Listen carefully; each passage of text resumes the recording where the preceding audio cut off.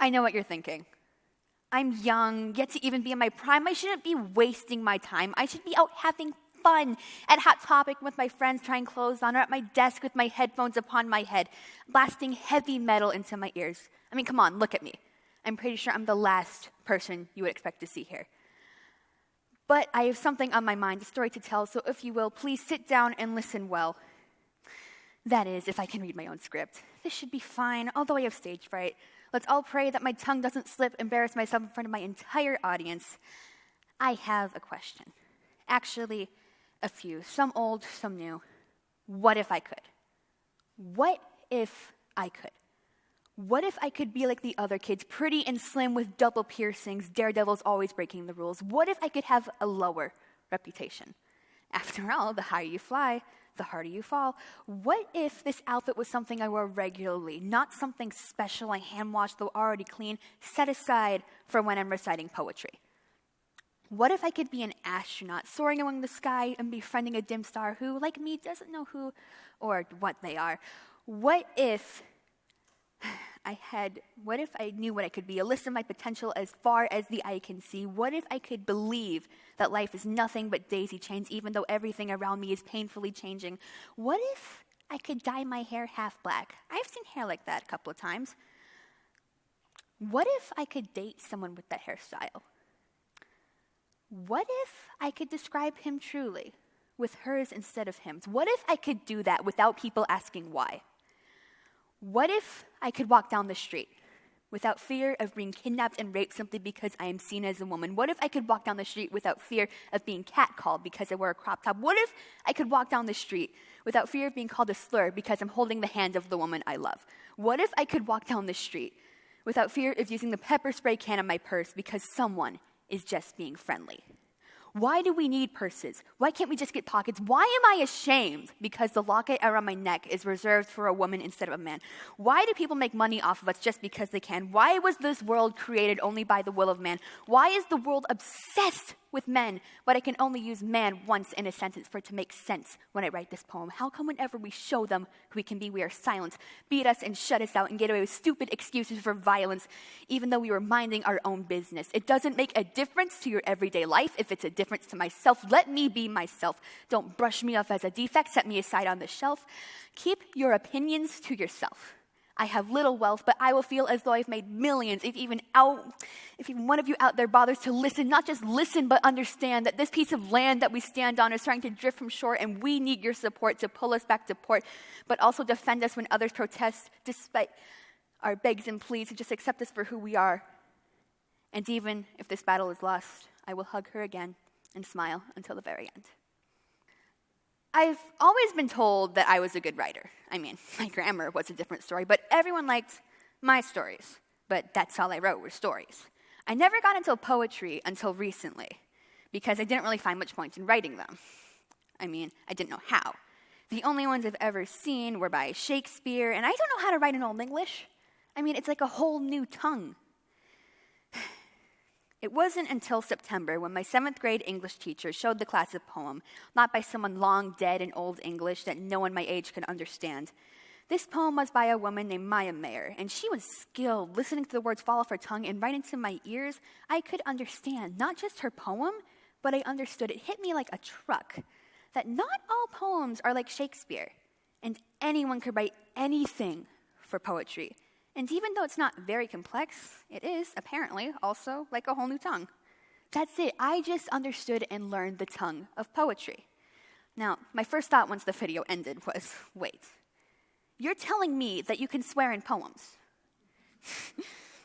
Now, none of my poems, fortunately or not, tonight that I'm going to share with you have swearing in them, but knowing that that was an option really helped me understand how much freedom that there truly is in poetry.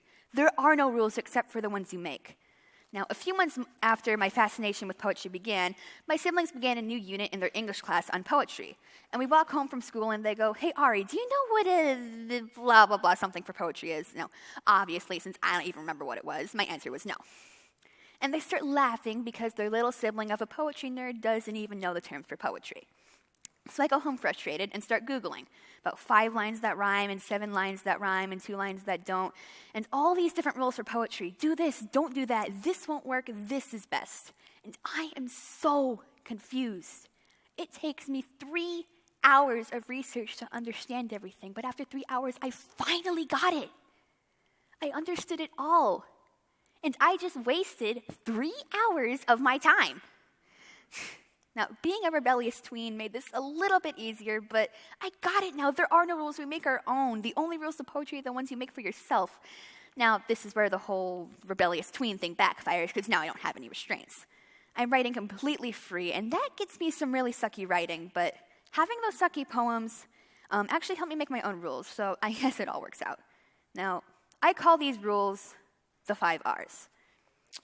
Number 1, my poems have to rhyme. It needs to slip off my tongue because I want to write slam poetry, meaning I have to go fast. But to go fast, it has to be, number 2, easy to read for me, because when I present, I don't want to have to slow down trying to pronounce the longest words on earth, because that loses number 3, rhythm. Rhythm is what really packs a punch. This is slam poetry, meaning it has to slam down. But it won't do any damage if it's not number 4, relatable. If it's not relatable to my audience, why am I even here? But if I want an audience at all, number 5, I cannot redo a poem. If I already wrote a poem on a topic, I can't write another one on it because I need variety, or else it just gets boring. It's like those music artists you listen to, where every song may have a different style, but when it's all about the same thing, you move on anyway. Now, with that being said, I would like to present my final poem.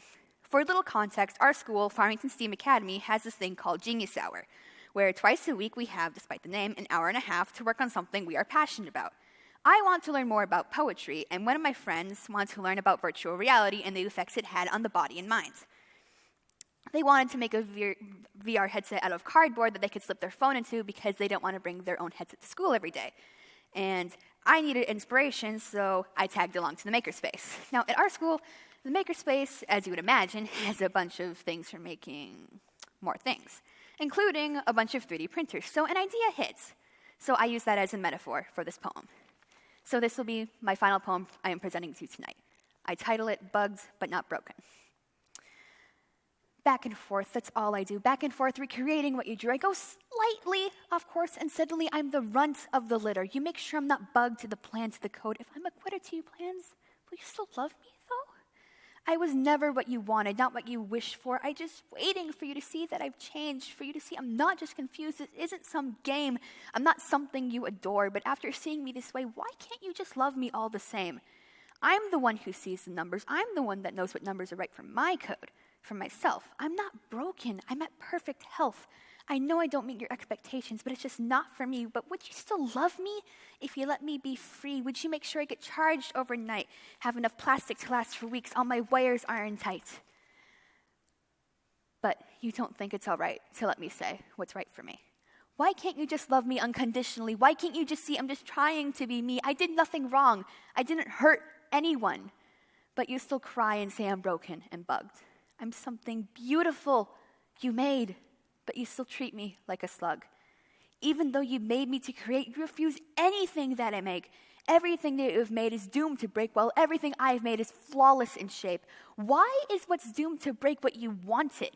You treat me like I'm haunted, but you always come back to use me. Not anymore.